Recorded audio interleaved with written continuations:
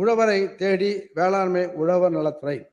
வேளாண்மை உழவர் நலத்துறையின் கீழ் இயங்கி வரும் அனைத்து துறைகளின் வட்டார அலுவலர்கள், சார்பு துறைகளான கால்நடை பராமரிப்புத்துறை, கூட்டுறவுத்துறை, வேளாண் அறிவியல் நிலைய விஞ்ஞானிகள் ஆகியோர்களால் உழவர்களை அவர்களது வருவாய் கிராமங்களிலே நேரடியாக சந்தித்து அவர்களுக்கு தேவையான ஆலோசனைகளை வழங்குவதோடு வேளாண்மையினை அடுத்த நிலைக்கு எடுத்துச் செல்லும் பயிர் சார்ந்த தொழில்நுட்பங்களையும் வேளாண்மை உழவர் நலத்துறை மற்றும் சார்பு துறைகளின் திட்டங்களையும் எடுத்து கூறி அவர்கள் பயன்பெறும் வகையில் மாதம் இருமுறை தேர்ந்தெடுக்கப்பட்ட கிராமங்களில் முகாம் நடத்தப்படும்.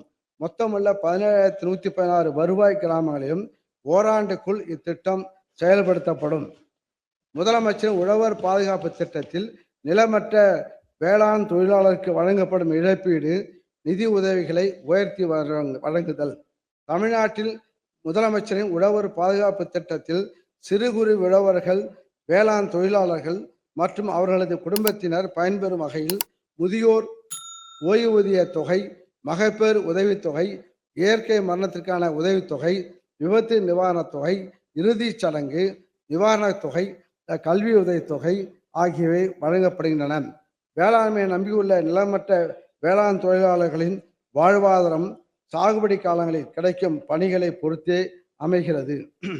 இயற்கை பேரிடர்களால் பயிர் சாகுபடி பாதிக்கும் போது உழவர்களுடன் வேளாண் தொழிலாளர்களின் வாழ்வாதாரமும் பெரிதும் பாதிக்கப்படுகிறது.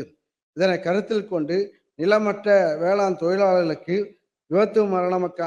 விபத்து மரணத்துக்கான இழப்பீடு 1 லட்சம் ரூபாயிலிருந்து 2 லட்சம் ரூபாயாகவும், விபத்தினால் ஏற்படும் உடல் உறுப்பு இழப்பிற்கு நிதி உதவி 20,000 ரூபாயிலிருந்து 1 லட்சம் ரூபாயாகவும், இயற்கை மரணத்துக்கான நிதி உதவி 20,000 30,000ஆகவும், இறுதி சடங்கு செய்வதற்கான நிதி உதவி 2,500 ரூபாயிலிருந்து 10,000 ரூபாயாகவும் உயர்த்தி வழங்கப்படும்.